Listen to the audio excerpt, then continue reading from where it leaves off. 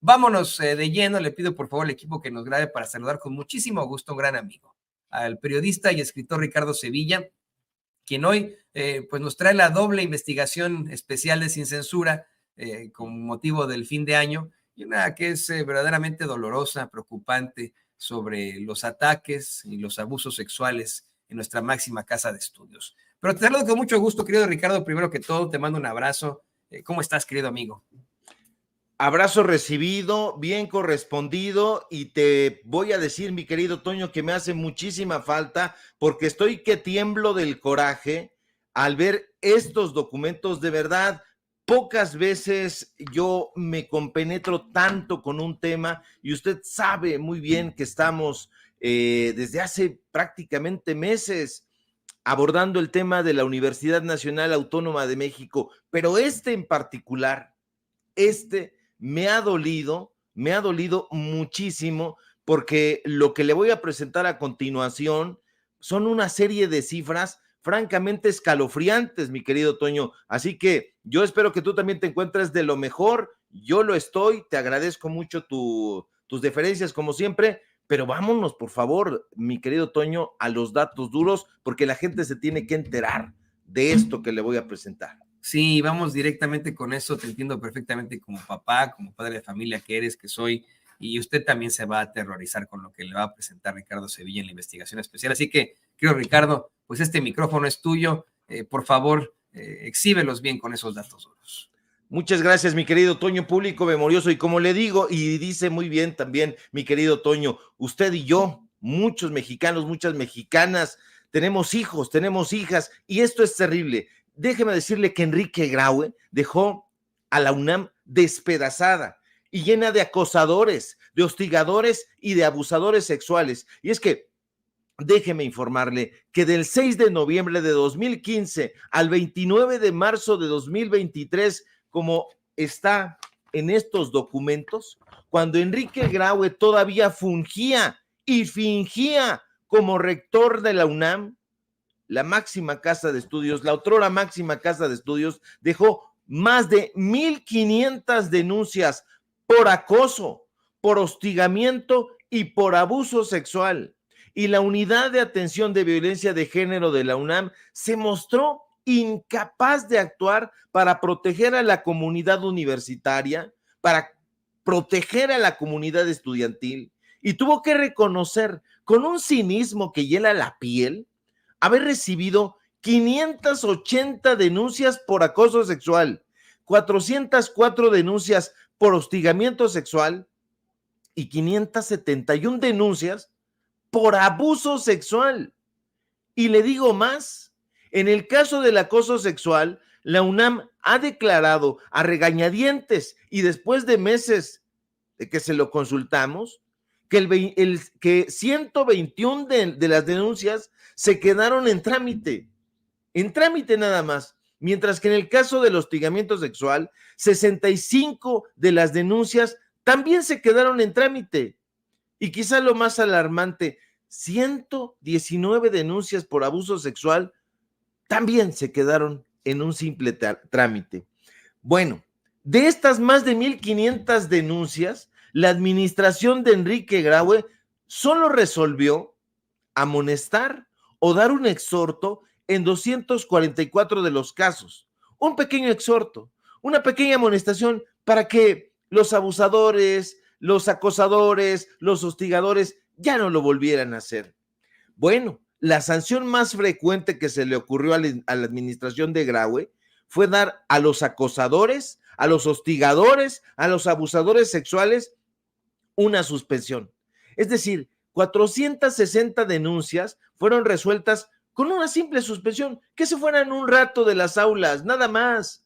Lo delirante fue que durante las dos administraciones de Graue al frente de la UNAM, solo se aplicó la expulsión a 73 personas que fueron denunciadas por sus víctimas como acosadores, como hostigadores y como abusadores sexuales. En 2015, por ejemplo, la UNAM no expulsó a nadie, pese a la enorme cantidad de denuncias. Por su parte, el Tribunal Universitario dictó improcedencia únicamente en 17 casos y 52 de las denuncias resolvió que eran inconsistentes. Bueno, ellos le llamaron insubsistentes. En 15 de los casos, Toño, lo único que hizo la administración, entre paréntesis se lo digo, pinchurrienta de Enrique Graue, fue hacerles firmar a esos hostigadores, a esos acosadores, a esos abusadores sexuales, una carta compromiso. Una carta compromiso en la que se comprometían a ya no volver a incurrir en esos comportamientos. Válgame usted, sé que es muy temprano, la chingadera. Perdóneme usted, pero ya sabe que soy apasionado y este tipo de cosas, como le decía, hielan la sangre. En 24 casos, Toño, porque hay más, la UNAM se declaró incompetente porque aunque los hostigamientos, los acosos y los abusos sexuales habrían ocurrido en la UNAM, la administración de Graue decidió no iniciar ningún procedimiento porque dijo, es que se trata de personas externas a la universidad. Así de cara dura. ¿Y sabe cuántas acciones preventivas ordenó la administración de Enrique Graue en 8 años en que estuvo enquistado ahí en la torre de rectoría? 0. Ninguno. De las 1,500 denuncias, Toño, únicamente 41 de ellas fueron presentadas ante comisiones mixtas, donde hasta el día de hoy se encuentran en trámite. Graue ya se fue y se encuentran en trámite. No cabe duda que la administración de Enrique Graue dejó a la UNAM herida, anegada de corrupción, de nepotismo, de enriquecimiento ilícito, pero ahora nos enteramos que también de acosadores, de hostigadores y de abusadores sexuales. Enrique Graue, Toño, el falso oftalmólogo, es uno de los capítulos más negros y más siniestros de la UNAM. Y eso, aunque se haya ido de la rectoría, va a prevalecer.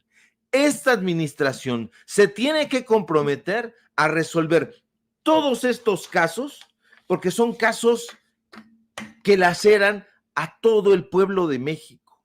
Nosotros quisiéramos ya no encontrar porquería, quisiéramos ya no encontrar corruptelas, quisiéramos no encontrar este tipo de temas, pero desafortunadamente nada más rascamos poquito, Toño, y supura la porquería. Y es que eso a mí me parece indignante, ¿no? Aunado a las denuncias por corrupción, aunado a lo del American Express que le encontraste con datos oficiales de lo que gastaba, lo que gastó en los últimos 3 años, millones de pesos, aunado al apoyo que extendió a personajes de la ultraderecha en estas campañas de desprestigio contra la ministra Yasmín Esquivel, o estas campañas a favor de personajes como Xóchitl Gálvez, aunado a que en algún momento la UNAM todavía a su cargo determinara que no hubo plagio en el trabajo de titulación de Xóchitl Gálvez, siendo que ella misma dijo que sí hubo plagio, que ella misma dijo que lo pendejió, aunada a la cantidad exorbitante, insisto, de irregularidades y de acusaciones de corruptelas en nuestra máxima casa de estudios vinculadas con Enrique Graue. Además de todo eso, querido Ricardo, tenemos estos casos horrendos de abuso sexual que fueron resueltos simple y sencillamente con cartas compromiso. Es como para volverse locos. La verdad es que yo esperaría que la autoridad comience a actuar, que deje de estar de brazos cruzados. Si ya no es en este sexenio, si ya no es con el fiscal general Alejandro Gertz Manero, tal vez en el siguiente, quien quede, pues pueda de alguna otra forma buscar esa constante y perpetua voluntad, darle a cada quien lo que le corresponde, ¿no? Toño, lo que a mí me enardece y me preocupa muchísimo es que Enrique Graue ya está retirado muy campantemente, disfrutando de los millones y millones que saqueó en la máxima casa de estudios. No hay, por lo menos ni siquiera sospecha de que este personaje esté siendo investigado. Nosotros presentamos una serie de investigaciones, en su momento fueron retomadas por algunos colegas, Se presentó el caso en un par de ocasiones, afortunadamente, en la conferencia mañanera. El presidente López Obrador dijo que se encontraba la unidad de inteligencia financiera encabezada por Pablo Gómez, algún tipo de acción corrupta, iban a proceder en consecuencia.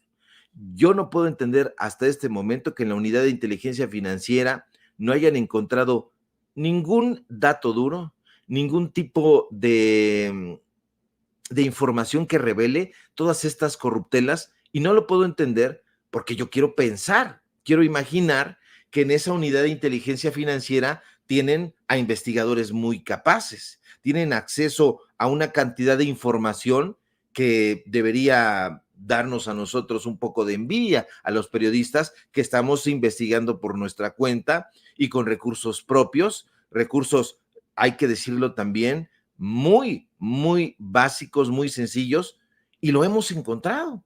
Hemos encontrado nosotros, hoy mismo, si no mal leí, en Contralínea también sacan un reportaje sobre las corruptelas en la época de Enrique Graue. No deja de salir cochinada, no deja de salir porquería, y Enrique Graue, me lo imagino allá, disfrutando en su sala, no sé si aquí en México o en España que le gusta tanto, observando sus doctorados honoris causa colgados en la pared de este falsario, que como bien apuntas, estuvo hostigando a la ministra Yasmín Esquivel. Ahora ya se les ha olvidado un poco porque están sobre Lenia Batres, que exculparon, como bien apuntaste también, y hay que subrayarlo, a Xóchitl Gálvez después de que ella reconoció que la había cajeteado.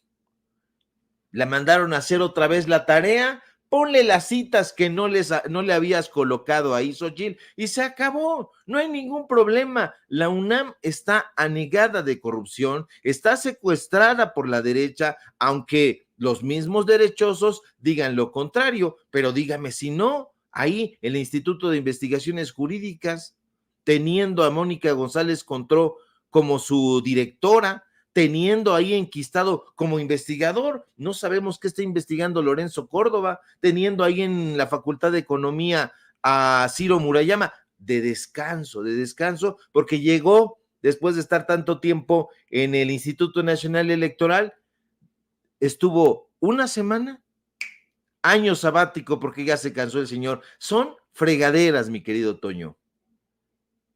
Sí, sí, sí, fregaderas, los que se quedan, los que se van, y sobre todo lo que le están dejando a los alumnos, al futuro de México, que ahí llega a nuestra casa, máxima casa de estudios. Pero yo sé que no te vas a quedar así, querido Ricardo, y que seguirás exhibiéndolos, investigándolos.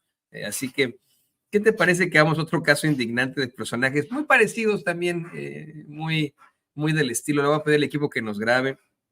Leí en tus redes sociales una exhibida que le das a la familia Ferriz una vez más, ¿no? Que incurre en circunstancias verdaderamente cuestionables. Eh, Resulta que en uno de esos programuchos en los que participan padre e hija, así hago esa cara con todas las de la ley, padre e hija, se pusieron a hablar mal de los aztecas. ¿Es cierto eso? Además, mire, el término correcto de acuerdo a los antropólogos e historiadores, sería mexicas, pero ¿me confirmas que se pusieron a hablar mal de los aztecas en México? Sí, mi querido Toño, porque no tienen idea estos ignorantes de lo que están hablando. Desde luego, yo sé que tú eres un gran conocedor y un amante de la historia mesoamericana, de las culturas precolombinas, y sabes, y apuntas muy bien, no son aztecas, no existió Aztlán, Aztlán es un mito. No leyeron a Ángel María Garibay, no leyeron a Miguel León Portilla, no han leído un cacahuate. Y entonces, precisamente por eso, estos, voy a decirlo, estos soquetes, esta familia que ayer exhibíamos precisamente dando a conocer varios contratos del Chayotito que hoy tiene enemistado a la hija Doré Ferriz con el hermano Pedro Ferriz Híjar. Bueno, pues estos chayoteros ahora con tal de caer bien, con tal de agradar a la audiencia de la derecha, se pusieron a hacer una defensa brutal de la incursión sanguinaria de Israel a Palestina. Y ahí, como no queriendo la cosa en este programucha, como bien lo calificas, querido Toño, estos ignorantes se pusieron a lanzar diatribas, a lanzar dardos venenosos al corazón del pueblo mexica. Y probablemente, seguramente, estos ignorantes no saben que los mexicas construyeron pirámides de piedra, pirámides colosales que están a la vista de todos. Y Ricardo, que están, no que te ¿sí? interrumpa, acueductos que no existían en Europa, el príncipe, arquitecto, guerrero y mucho más de Nezahualcóyotl construyó un acueducto fastuosísimo que Hernán Cortés destruyó en su grandísima estupidez genocida. Pero bueno, construyeron acueductos. México, bueno, esta región de Mesoamérica, no puedo llamarle México, pero efectivamente en esta región de Mesoamérica es uno de los primeros lugares de la Tierra en los que se establece un sistema de drenaje. No quiero sonar tampoco a hispanofóbico ni nada, ¿eh? No es nada en contra del pueblo español, con quien compartimos mapa genético, evidentemente los mexicanos, ¿no? Nos gusta, ¿no? Pero ahí esta es la realidad. Los españoles cuando llegan a Tenochtitlán se maravillan, y está en las crónicas del mismo Bernal Díaz del Castillo, ¿no? De lo que ven, se maravillan de los acueductos, de los canales, de las construcciones fastuosísimas de los mexicas, y los mexicas se aterrorizan al verlos pues caminar por las calles. Esto está claramente documentado, bajarse los pantalones y pues hacer de sus necesidades en la misma calle, diciendo, no, si tenemos baño para esto, les decían, ¿no? No quiero ser muy escatológico, pero fíjense. Los aztecas eran... Ahorita nos va a poner don David, no sé por qué quiso ya poner el video don David, pero en muchas edificaciones, y esto también ya está debidamente documentado, mexicas y de muchos otros pueblos prehispánicos, había baños incluso, no letrinas, baños que estaban conectados a los canales, eran trasladados en estas canoas hacia las llamadas chinampas, en las que los desechos humanos eran utilizados incluso como abono. O sea, además de todo se utilizaba, ¿no? Pero para ellos es pues una opción para sentirse mal, para no reconocer, una opción de ¿cómo decirlo? Para personajes como los Ferrins, no hay nada que celebrar a nuestra gran cultura, que tendrían que en todo caso, pues, considerar como suya, ¿no? Como mexicanos. Si fueran auténticamente mexicanos, si fueran auténticamente patriotas, si fueran auténticamente nacionalistas, si fueran provechosamente estudiosos de todos los conocimientos astronómicos, de todas las aportaciones que hizo el pueblo mexica, observaron los astros, principalmente el movimiento del sol, el movimiento de la luna, del planeta Venus. Eran grandes astrónomos, registraron, ahí están, lo registra el propio Hernaldo Cortés, los movimientos de los cometas, los numerosos eclipses. Crearon un calendario. Yo fui en una escuela que se llamaba Tonalamatl, nada más ni nada menos. Estos calendarios, uno ritual con 260 días, otro para la organización civil, basado precisamente en el movimiento del sol, y tenía ya 365 días. Crearon un sistema que combinaba todas esas culturas precolombinas con elementos pictóricos, ideográficos, fonéticos. Cada elemento podía representar un concepto, se llamaban glifos, no lo conocen, no saben, no tienen idea. Podían un concepto, una idea, un sonido, era no un grupo de caníbales como estos, perdónenme usted el exabrupto, imbéciles dicen. Escribían códices de papel hecho con corteza de árbol o de piel de animales. Utilizaban la escritura para diferentes cuestiones, como registrar la historia, la religión, la genealogía de sus tlatoanis, la geografía, la economía. Evidentemente, estos personajes hablan desde la ignorancia.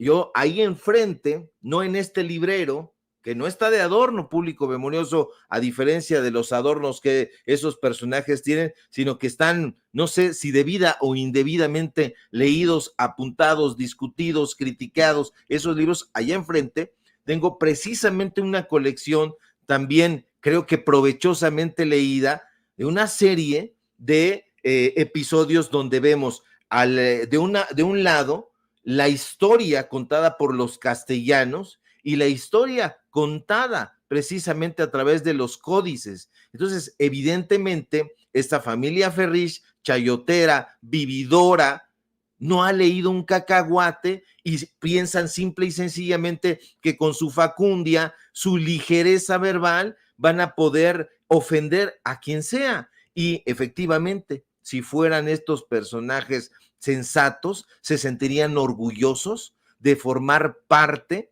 de este pueblo. Pero ahí solamente los exhibimos un poquito. Yo no querría que en ningún momento, y le hago una atenta invitación a que no los escuche, porque se va a enojar, porque va a padecer, porque va a decir, qué poco padre tienen estos mequetrefes. Son personajes supinos y desafortunadamente durante muchísimo tiempo le cedían ahí en los medios de comunicación corporativo los micrófonos. Hoy ya los están sacando a patadas porque se han percatado que no son solamente ignorantes, sino que además ya no tienen al pueblo, ya no tienen a la audiencia cautivos con esa ola de defenestraciones, de estupideces, de ignorancia que los caracteriza. Yo aplaudo, mi querido Toño, que ellos mismos se sigan exhibiendo, porque van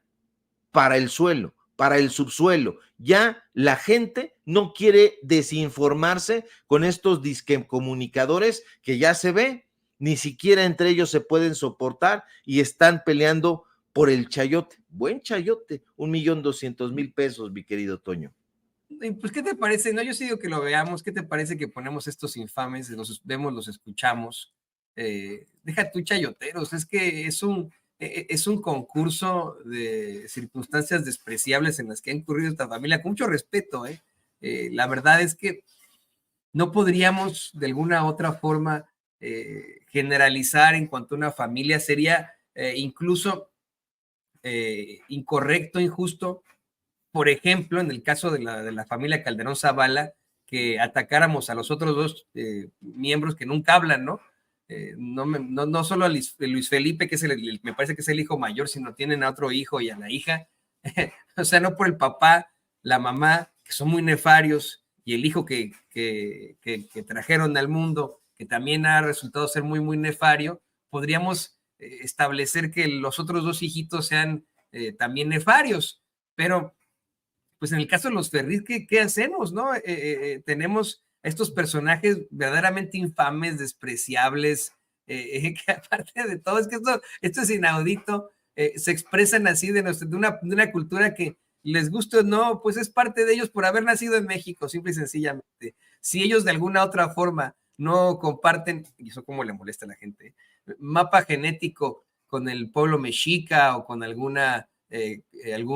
pueblo originario, pues de todos modos sí nacieron en esta tierra, en este continente en el que floreció esa gran cultura que en aquel momento, permíteme decirlo, pues era muchísimo más propositiva que la monarquía española. ¿Pero qué te parece que los vemos y los escuchamos? Hay que exhibirlos, tienen que seguir siendo exhibidos, querido Ricardo. Los aztecas eran unos canijos, y eran unos asesinos, y eran carnívoros, y eran caníbales, y eran, bueno, una cosa espantosa. Bueno, carnívoros somos todos, pero en fin, eran caníbales. No, carnívoros somos todos, ellos eran caníbales. Sí. Ellos comían humanos. Ellos eran caníbales, sí. Bueno, Pues ahí lo tiene usted, mi querido Ricardo. ¿Te los imaginas, mi querido Toño, desayunando abuelitos, merendando ahí una piernita, un muslo, una rabadilla de alguna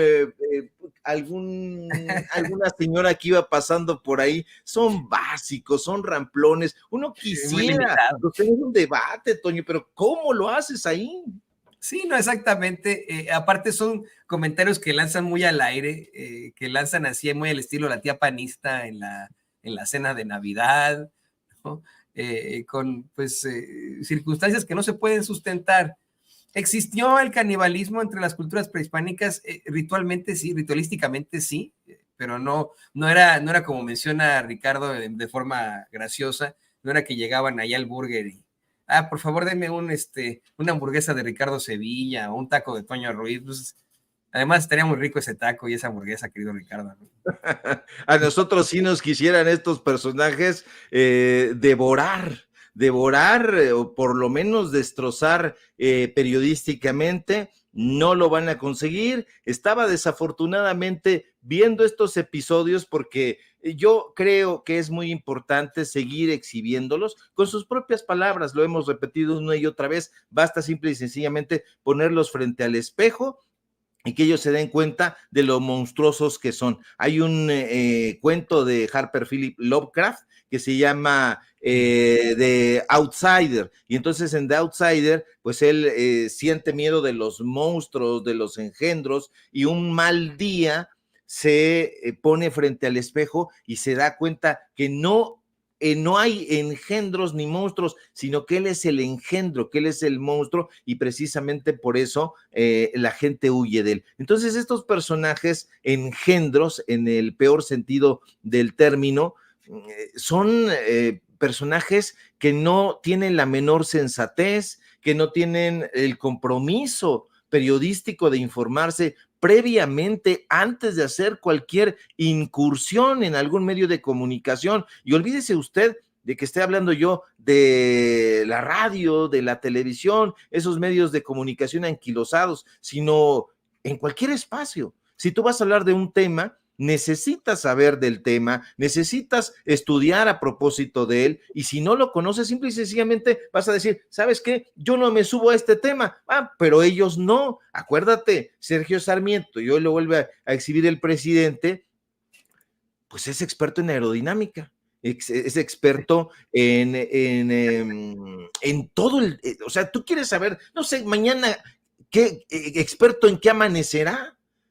Yo me pregunto, estos personajes, ¿en dónde tienen la cabeza? Yo creo que lo tienen en los pies, y ellos van pateando con sus propios pies esa cabeza hueca que tienen. Entonces, la gente ya lo percibió desde hace un buen rato, y más en este sexenio, cuando el presidente López Obrador pues los ha exhibido una y otra vez, y cuando de hecho el propio presidente es un estudioso precisamente de toda la riqueza de las culturas que nos antecedieron aquí en este país. Estas culturas mayas, mexicas, toltecas, teotihuacanos, olmecas, etcétera, etcétera. Pero estos personajes pues están muy felices allá en España, paseando, haciéndole creer a la gente que pues lo bueno está allá afuera y no aquí adentro, no aquí en nuestras raíces. Pero un poco de piedad para estos pobres mequetrefes, mi querido Toño.